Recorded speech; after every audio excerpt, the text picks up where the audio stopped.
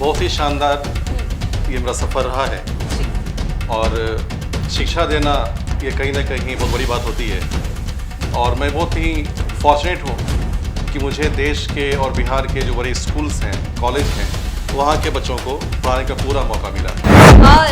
लगभग दो दशक से ज़्यादा आप बच्चों को पढ़ा रहे हैं और इस फील्ड में आपने मतलब बहुत साल दे दिए।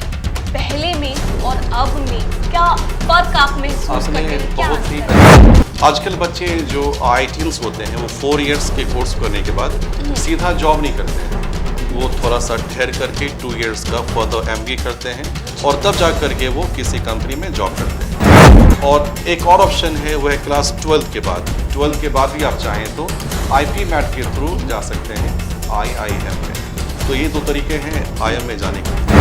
लेकिन मैथ्स, रीजनिंग, इंग्लिश और करंट अफेयर्स ये इसके कंटेंट्स हैं। तो यदि आप मैथ्स को प्रॉपर्ली पढ़ते हैं, रीजनिंग को प्रॉपर्ली पढ़ते हैं और इंग्लिश पढ़ते हैं तो IIM में जाना इतना मुश्किल नहीं है। नमस्कार, आप देख रहे हैं देशवा न्यूज और मैं हूं आपके साथ दक्षा प्रिया। आज हमारे साथ स्टूडियो में बेहद ही खास मेहमान मौजूद हैं। जेनिथ कॉमर्स एकेडमी के संस्थापक डॉक्टर सुनील कुमार मौजूद हैं, जो कि 22 वर्षों से जो बच्चे हैं उन्हें शिक्षा दे रहे हैं और इनके इंस्टीट्यूट से जो बच्चे निकलते हैं वो प्रतिष्ठित जगहों पर काम करते हुए भी नजर आते हैं। सर, सबसे पहले आपका स्वागत है Deshwa news. Thank you very much ji. और बहुत बहुत शुक्रिया कि आपने मुझे यहाँ पर आने का मौका दिया। जी सर, आप 22 वर्षों से पढ़ा रहे हैं। 22 वर्ष में मतलब बहुत चीजें होती है, 22 वर्ष कम नहीं होते। सफर कैसा रहा सर? बहुत ही शानदार ये मेरा सफ़र रहा है जी। और शिक्षा देना ये कहीं ना कहीं बहुत बड़ी बात होती है और मैं बहुत ही फॉर्चुनेट हूँ कि मुझे देश के और बिहार के जो बड़े स्कूल्स हैं, कॉलेज हैं, वहाँ के बच्चों को पढ़ाने का पूरा मौका मिला। और गर्व की बात यह है कि जितने भी बड़े बड़े कंपनीज़ हैं, बैंक्स हैं इस देश में, मेरे बच्चे आज वहाँ जॉब कर रहे हैं। तो कहीं ना कहीं मैं बहुत फील करता हूँ सौभाग्यशाली अपने आप को। जी। कई अप्स एंड डाउन्स भी आए होंगे, जो 22 वर्षों का सफर कम नहीं होता है, तो कई अप्स एंड डाउन्स भी आपको फेस करने पड़े होंगे ऐसे में। नहीं, ऐसा कोई अप एंड डाउन नहीं रहा करियर में। क्योंकि हाँ, कई तरह के कोविड में थोड़ी समस्या हुई हम सबों को, लेकिन जब हमारे बच्चे बैंक PO बनते हैं, CA करते हैं, MBA करते हैं या जाते हैं गवर्नमेंट जॉब में, तो सारी समस्याएं, सारे अप्स एंड डाउन भूल जाते हैं उस समय में। जी। लगभग दो दशक से ज्यादा आप बच्चों को पढ़ा रहे हैं और इस फील्ड में आपने मतलब बहुत साल दे दिए। पहले में और अब में क्या फर्क आप महसूस करते हैं? आपने बहुत ही अच्छा सवाल पूछा है दक्षा जी। 2001 से मैं पढ़ा रहा हूँ और 2001 से लेकर के 10-11 तक जो मेरा अपना एक एनालिसिस है, वो सारे बच्चे काफ़ी सीरियस थे और थे डिवोटेड अपने करियर के लिए। वो डिस्ट्रैक्टेड बहुत कम थे। लेकिन जब 2011 से व्हाट्सएप, इंस्टाग्राम ये सब चीज़ें आनी शुरू हुई तो बच्चे जो आज के बच्चे हैं वो डिस्ट्रैक्ट हो गए हैं। जी। तो कहीं ना कहीं एक बहुत बड़ी समस्या है हम सभी टीचर्स के लिए और पेरेंट्स के लिए भी कि बच्चे काफ़ी डिस्ट्रैक्टेड होते जा रहे हैं। लेकिन सर, सोशल मीडिया की अगर बात करें तो सोशल मीडिया पर सिर्फ ऐसा तो नहीं है कि सिर्फ व्हाट्सएप है, फेसबुक है, इसके अलावा भी बहुत सारे ऐसे लर्निंग देखिए, ऐप्स वो जो दौर था दक्षा जी, जब जिस टाइम में गूगल नहीं था, यूट्यूब नहीं था, तो सारे बच्चे बुक से पढ़ते थे। उनके पास कई सारे रेफरेंस बुक हुआ करते थे और टीचर हुआ करते थे। आज के बच्चों के पास में यूट्यूब है, गूगल है, उनके पास हर सवाल का जवाब है, लेकिन बच्चे उसका सही इस्तेमाल नहीं करते हैं। तो पेरेंट्स को ये गौर करना चाहिए कि उनके जो बच्चे हैं उनके हाथ जो फ़ोन है, तो फ़ोन का इस्तेमाल बच्चा कैसा कर रहा है। क्या वो गूगल का प्रॉपर यूज़ कर रहा है, यूट्यूब का यूज़ कर रहा है, या फिर वो कहीं और भटक रहा है। तो ये चीज़ें गौर करने की ज़रूरत है। जी। लेकिन कई बच्चे ये भी बोलते हैं कि हम क्लासेस ज़्यादा कंफर्टेबल ऑनलाइन क्लासेस में रहते हैं, उसके लिए क्या कहेंगे? मैं तो ये बिल्कुल नहीं मानता हूँ, क्योंकि जो चीज़ें हैं ऑफलाइन क्लासेस में, फेस टू फेस क्लासेस में, वो कभी भी नहीं हो सकता है ऑनलाइन क्लासेस में। क्योंकि जब आप पढ़ते हैं क्लासरूम में ना फेस टू फेस, इंटरेक्शन होता है टीचर और स्टूडेंट्स के बीच में। आपके डाउट को वो सुनते हैं और टीचर्स को फिर सॉल्व करते हैं। लेकिन ऑनलाइन आप कहीं ज्वाइन कर लीजिए, कोई भी आपके पास पोर्टल हो, लेकिन वहाँ पर ये इंटरेक्शन नहीं हो सकता है, वो 2 वे कम्युनिकेशन नहीं होता है। तो कहीं ना कहीं ऑनलाइन ठीक है, एक दौर था कोविड का जब ऑप्शन नहीं था ऑफलाइन क्लासेस का, तो बच्चे यूज कर रहे थे, बट अब तो सब कुछ ठीक है, ऑफलाइन सबसे बढ़िया ऑप्शन है। जी, कोविड के बाद आप देखेंगे कि और ज्यादा ऑनलाइन क्लासेस का प्रचलन जो है वो बढ़ गया नहीं, है। मेरे ख्याल से अब वो कम होते जा रहा है, भ्रम से बच्चे बाहर निकल रहे हैं, पेरेंट्स भी बाहर निकल रहे हैं। हाँ, ऑनलाइन सिर्फ उनके लिए अच्छा हो सकता है जो पटना आकर के पढ़ाई नहीं कर सकते हैं या बाहर जा सकते हैं, या फिर जो वर्किंग पीपल हैं उनके पास ऑप्शन नहीं है क्लासेस को ज्वाइन करने का ऑफलाइन फेस टू फेस, तो उनके लिए भी ऑनलाइन अच्छा प्लेटफॉर्म है। अदरवाइज आपके पास वक्त हो तो बिल्कुल फेस टू फेस क्लास कीजिए, वो ज़्यादा कारगर और फायदेमंद होगा। जी सर, क्योंकि आप एक शिक्षक हैं तो बिहार की वर्तमान शिक्षा व्यवस्था पर भी बात करते हैं कि बिहार की जो वर्तमान अभी शिक्षा व्यवस्था है उससे आप कितने संतुष्ट लगते हैं? देखिए, बिहार का अतीत बहुत ही शानदार रहा है। विश्व का पहला यूनिवर्सिटी हमारे बिहार से ही, गौतम बुद्ध को शिक्षा ज्ञान हमारे बिहार से ही मिला। जी, इसके बावजूद भी जो बच्चे बिहार के हैं उनके चॉइस में, उनके प्राथमिकता में बिहार में पढ़ना नहीं होता है। वो चाहते हैं कि वो बिहार के बाहर कहीं और से अपनी पढ़ाई करें, जी, तो कहीं ना कहीं थोड़ा सा कमी है। जो चमक था बिहार का आज से कई साल पहले, उतना ही आज फीका हो गया है बिहार की स्थिति। जी। क्या लगता है सर, क्या वजह हो सकती है जो शिक्षा व्यवस्था इस तरह की है?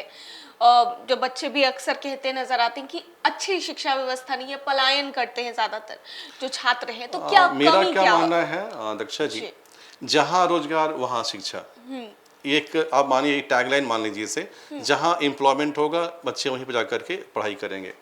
तो चूंकि बिहार में रोजगार की व्यवस्था है नहीं, तो बच्चे यहाँ पढ़ाई क्यों करें? जबकि मैं आपको बताऊं, जितने जिले बिहार में हैं उतनी यूनिवर्सिटीज बिहार में हैं। जितने जिले बिहार में लगभग उतनी यूनिवर्सिटीज हमारे बिहार में हैं। हमारे पास आईआईटी है, हमारे पास आईएम्स है, हमारे पास एम्स है, हमारे पास निफ्ट है, हमारे पास लॉ के कॉलेजेस हैं। इसके बावजूद जो बच्चे हमारे बिहार के हैं उनके प्राथमिकता में बिहार के कॉलेज नहीं होते हैं।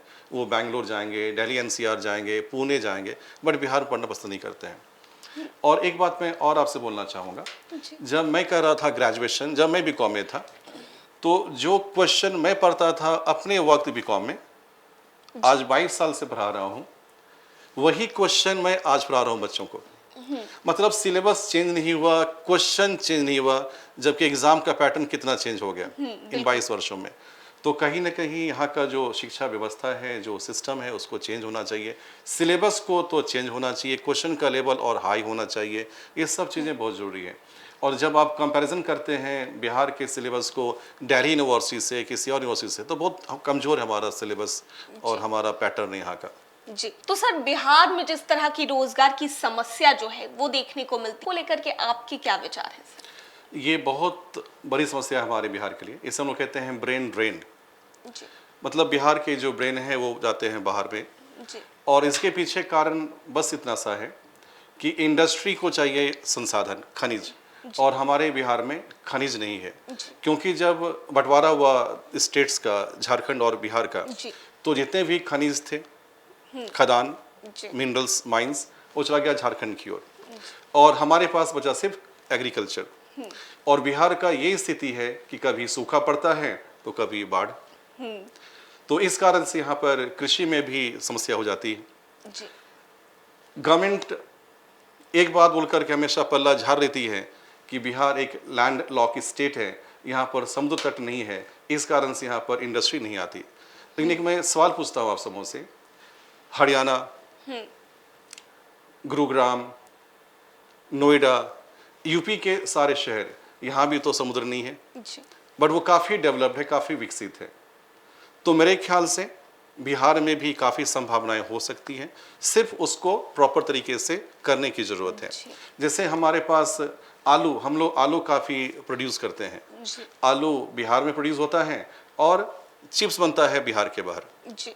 हमारे यहाँ आम और लीची के होते हैं पैदावार, आम हम लोग पैदा करते हैं, लीची हमारे यहाँ होती है, और जूस कहीं और बनता है। तो गवर्नमेंट को कुछ ऐसा करना चाहिए कि ये सारी इंडस्ट्री, ये सारे मैन्युफैक्चर बिहार में ही अपना यूनिट लगाए। सर एक सवाल है, जो ऐसे बच्चों के मन में अक्सर रहता है, क्योंकि आपने भी इंडियन इंस्टीट्यूट, देश के सबसे बड़े मैनेजमेंट कॉलेज की अगर बात करें तो इंडियन इंस्टीट्यूट ऑफ मैनेजमेंट वहाँ से पढ़ाई की है, तो अक्सर बहुत ही प्रतिष्ठित वो कॉलेज है और बच्चों के मन में सवाल रहता है वहाँ एडमिशन कैसे ले, क्या वहाँ की शिक्षा व्यवस्था है, क्या मतलब प्रणाली है, वो सारी चीजें बच्चे जानना चाहते हैं। इसके बारे में भी मैनेजमेंट कोर्स की क्या खासियत और क्या है इसकी अहमियत है, मैं आपको एग्जांपल देता हूँ।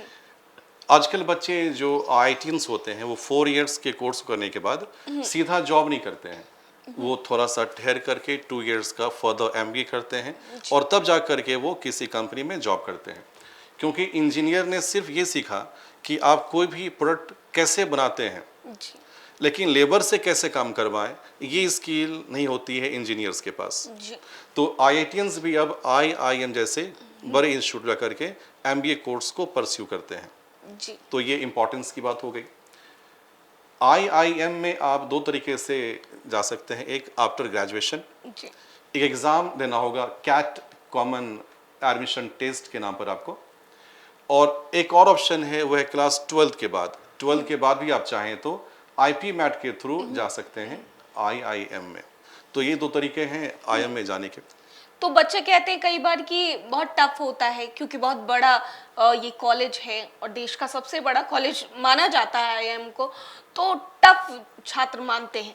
तो ऐसे में मतलब कैसे इसकी पढ़ाई की जाए, क्या किया जाए कि वो इजीली टफ तो होना नेचुरल है क्योंकि आप IIM की बात कर रही हैं, लेकिन मैथ्स, रीजनिंग, इंग्लिश और करंट अफेयर्स यही इसके कंटेंट्स हैं। तो यदि आप मैथ्स को प्रॉपर्ली पढ़ते हैं, रीजनिंग को प्रॉपर्ली पढ़ते हैं और इंग्लिश पढ़ते हैं तो IIM में जाना इतना मुश्किल नहीं है। आप कोशिश तो कीजिए, बिल्कुल पहुंचेंगे बच्चे। जी, एक आखिरी सवाल सर आपसे, आज के समय में बिहार की अगर बात करें तो बिहार में शिक्षकों को लगा दिया गया है जातीय जनगणना के लिए, और अब बच्चे जो है वो पढ़ा रहे हैं क्लासेस में, ये देखा जा रहा है। एक शिक्षक है तो आपसे ये सवाल करना बनता है, तो क्या कहेंगे आप, कैसे देखते हैं? थोड़ा सा ये पॉलिटिकल क्वेश्चन हो सकता है, तो मैं इतना ही बोलना चाहूँगा, शिक्षक हैं तो उनसे आप शिक्षा का ही काम करवाएं जी, क्योंकि बहुत चीज़ें सीखना है यहाँ के स्टूडेंट्स को। जी, तो क्या नहीं लगता है कि जो हाई स्कूल के बच्चे हैं वो छोटे क्लास के बच्चों को पढ़ा रहे हैं, ऐसे में बच्चे क्या सीखेंगे उनसे?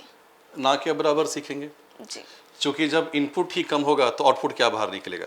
जी, तो मेरे ख्याल से शिक्षक को रखना चाहिए स्कूल कैंपस के अंदर में कि वो तरीके से अपने स्टूडेंट्स को पढ़ाए। जी, तो बहुत बहुत धन्यवाद सर, आपसे हमने कई विषयों पर बात की और हमारे साथ जुड़ने के लिए आपका बहुत बहुत शुक्रिया। Thank you very much. तो हम बात कर रहे थे डॉक्टर सुनील कुमार से, जो कि मशहूर कॉमर्स के टीचर हैं, 22 वर्षों से पढ़ा रहे हैं और जेनिथ कॉमर्स एकेडमी के संस्थापक भी हैं, जिनसे हमने शिक्षा पर, रोजगार पर और भी कई मुद्दों पर बातचीत की। उनका क्या कुछ कहना था वो आपने सुना। देशवा न्यूज में फिलहाल के लिए इतना ही। बने रहिए हमारे साथ देश और दुनिया की तमाम खबरों के लिए। धन्यवाद। सिर्फ खबर दिखाना देशवा न्यूज का मकसद नहीं, देशवा न्यूज की कोशिश है कि समाज की सूरत बदलनी चाहिए। देशवा न्यूज पर वीडियो देखने के लिए लाइक करें, सब्सक्राइब करें, साथ ही बेल आइकन दबाना न भूलें।